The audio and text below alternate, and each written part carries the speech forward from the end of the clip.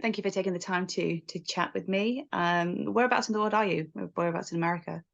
I'm in Hollywood, Los Angeles. So it's early in the morning, so thank you for jumping on a call. I mean, I don't know how you guys do it. I was speaking to somebody the other day and it was like 6 a.m. their time, and that's just no, I'm not ready to talk to anybody at that time in the morning. So, but we're here to talk about Bitch Ass.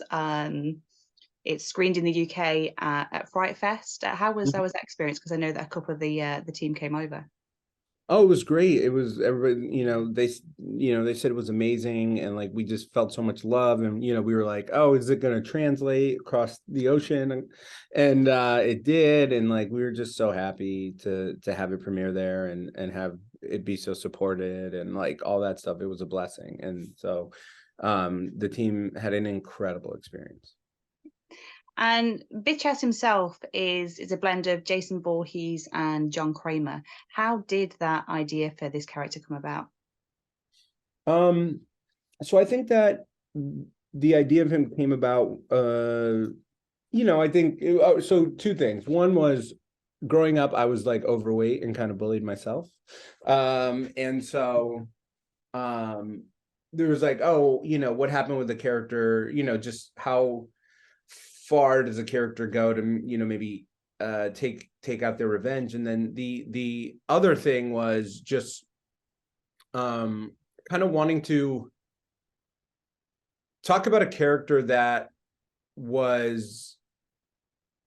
came from was born from the idea that hurt people, like something in that kind of a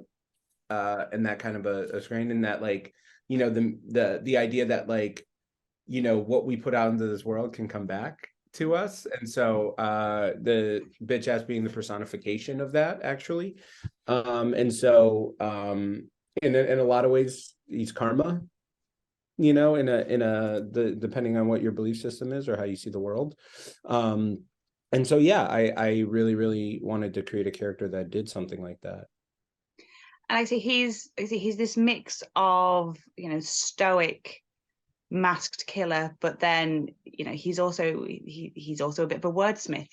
How did you go about casting him? Because I guess like your Michael Myers and your Jason Voorhees, those sort of films, they're looking for like the big guy, and then for something like Jigsaw, you're looking for somebody who can who can do lines. But here you're looking for both of that. So how was that search? Yeah, it was good. I mean, part of the since we are such a low budget film, part of the reason we went with Tunde is because he related to the character as well, and really had a great connection with it, and really, I've known him for a little while, and always wanted to do something with him, hearing his personal story of being like, when he came here from Nigeria, he was bullied, being African and being overweight, and he actually really identified a lot with this character. When it came to how much should the killer talk, it's such an interesting thing, right? And I think one of the things that we wanted was like, not to say that those other characters aren't intelligent, but we wanted to kind of show that like the person who created these games and something like this had a level of intelligence to them. And that, he was somebody who, had he not gotten bullied or got into this situation, had the entire world ahead of him, and could have been an engineer, could have been anything that this person wanted to be, and wound up stuck in a situation, which so often is people's story, right? Like all this potential, all of this possibility, and then, circumstances in their life growing up prohibit them from doing that. And so I think, being able to tell that same story, not melodramatically, but like just to be able to tell that story through bitch ass is something that we wanted to do. So I think we always wanted him to feel like, oh, this is an intelligent kid who had a ton of potential. And unfortunately, that was taken from him because of the circumstances that he grew up in. Yeah, I mean, I definitely feel that him and John Kramer would get on quite well. They both are quite ingenious at setting up the traps, and with bitch ass, all of his sort of games are based on board games that families play across the world. How did you decide on which games to utilize, and how much fun was that, thinking of really twisted ways that these games could kill you? Yeah, we wanted things that had, well, God, we thought of a million things. Like, we wanted to do Mousetrap, we wanted to do Hungry Hungry Hippos, we wanted to do all of these like fun childhood games. And I think it just boiled down to which ones felt different from the other. Surgeon was obviously the first. That one was the first, like, oh, I think this is how it should be. And then we're like, should we do Twister? How does that work? Like, and then it was also like, what could we actually make ourselves and afford, that we could actually do and like sell on camera and make believable and all that stuff. So at the end of the day, it became that was like a blend of like what seems fun, what really connect or iconic enough to be able to pull this off, but also realistically, how are we going to make a hippo? It's true. I mean, which one was the most fun to construct and have a play around with? Jenga. It was the most, because it required the most like construction, actually. The wires, when they move, it moves with them. It actually did work. So it was one of those moments where, we had all the ropes going through the eye holes and like rebuilding it, and like the shot we loved so much. So Jenga was the most to like the most fun to actually construct, because there was actual like construction to it. Yeah. And the story takes place across sort of the 80s and 90s. Was that a choice based on the fact that you said that it was sort of impartially based on your own experiences? That, and it was mostly based on the fact that there was a period of time like where it was like from 1991 to maybe 2001, there was like this string of like what I call hood horror movies, where these movies took place in black neighborhoods. And that's like, and the movie itself references it, which is, People Under the Stairs, Leprechaun 4, Bones, Tales from the Hood. So all these like really, really great movies that were like kind of campy and took place in black neighborhoods. And like, so part of the movie wanted to feel like an homage to that, wanted to feel like, oh, I wanted it to feel like a movie that when you were 10 years old, your mom wouldn't let you rent, and the title alone, it wouldn't let you rent it. So that was like kind of the hope for this movie. Yeah, and introducing the film, you've obviously got Tony Todd, who is obviously best known for Candyman, but here, you're letting him have a bit more fun. Was it nice to sort of get to see and interact with him, doing something that was a bit lighter than what people know him for?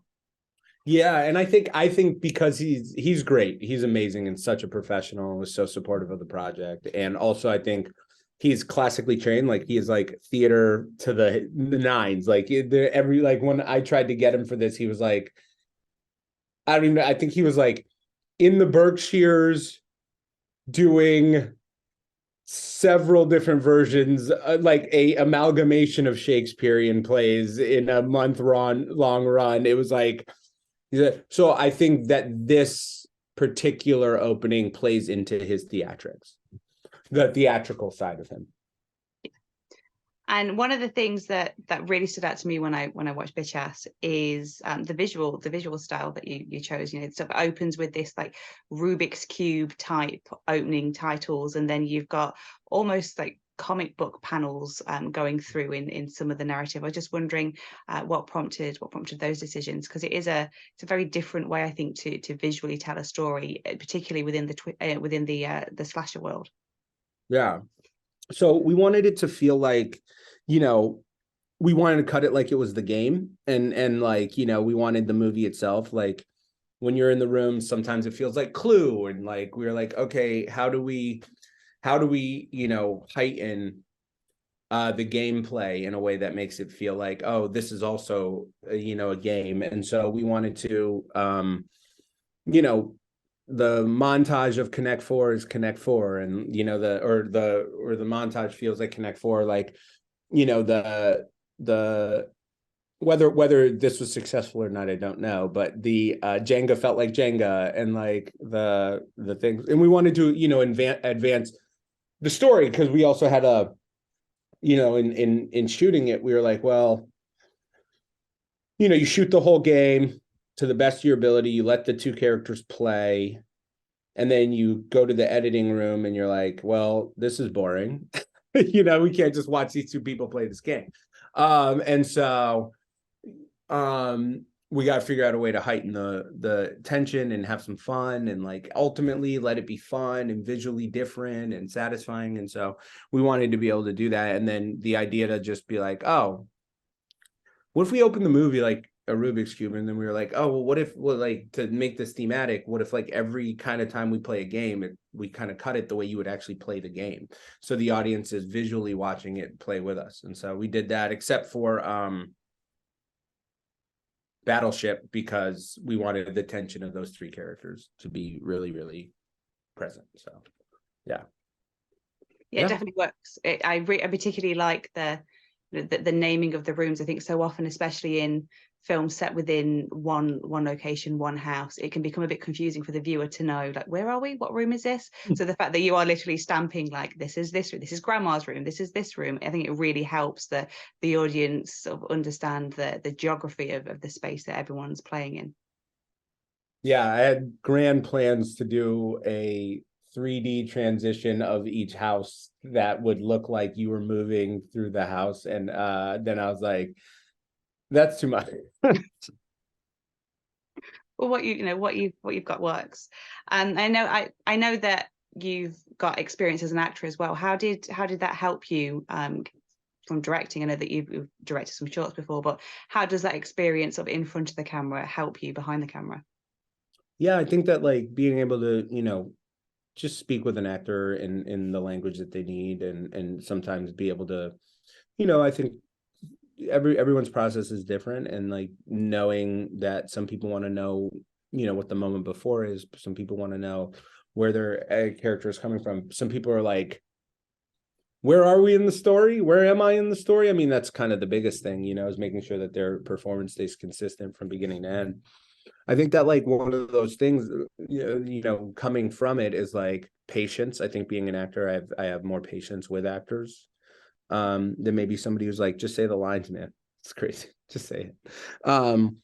So I think that, and just being able to have a dialogue so that we both can figure something out. Because I mean, that's, you know, directing, I think at the end of the day is like, what's in your head has to be conveyed, and it has to be conveyed in a way that everyone understands it. And that goes from camera to PAs to art to actors. And like, the more familiar you are with the roles and what everyone else's job is, the easier it is to communicate with them. And the horror genre, more than any other, has a long history of making sequels, franchises. Are you hoping that you might get to play in the Bitch Ass Sandbox again? Oh man, I would love to. I would love to. I don't know if I can raise the money myself again, but I would love for somebody else to be like, hey, I'd love to see a second movie after this. And so that would be really, really awesome, because I have ideas. You're going to say, have you got any other, board games that you're itching to commit murder with? Oh man, I would love to play with Crossfire. I would love to actually pull off Hungry Hungry Hippos, like more than anything. Just like these metal teeth just clamping down as you're running through. Mousetrap would be so much fun. I would love to get a chance to do it with some other board games. And obviously, in order to get a potential sequel, we need people to see it. Why should audiences take a chance on Bitch Ass? I think people should take a chance on Bitch Ass because it is the first mass serial killer of color to ever don the silver screen. So I think that it's a historic film in that way. I think people should also watch it because it's just a ton of fun, and it's really a different type of horror movie than I think you've gotten a chance to see. And if you're somebody who just really, really loves campy horror films, I think that this fits right into that genre. It's not too scary, and it doesn't take itself too seriously. I think it's a lot of fun. At the end of the day, I think it's a lot of fun.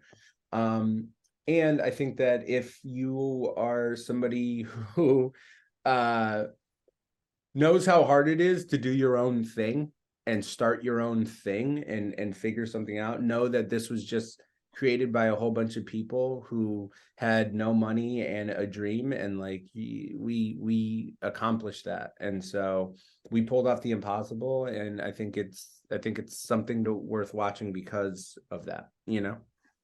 Yeah, no, I agree. Well, I will wish you the best of luck with the UK release. I'm sure that, you know, all the horror fans are going to be straight on it. I know it was a film that was missed by a few people at Fright Fest, and they're desperate to see it now. So hopefully it'll get a good release. Thank you so much. I really appreciate you doing this. It really means a lot.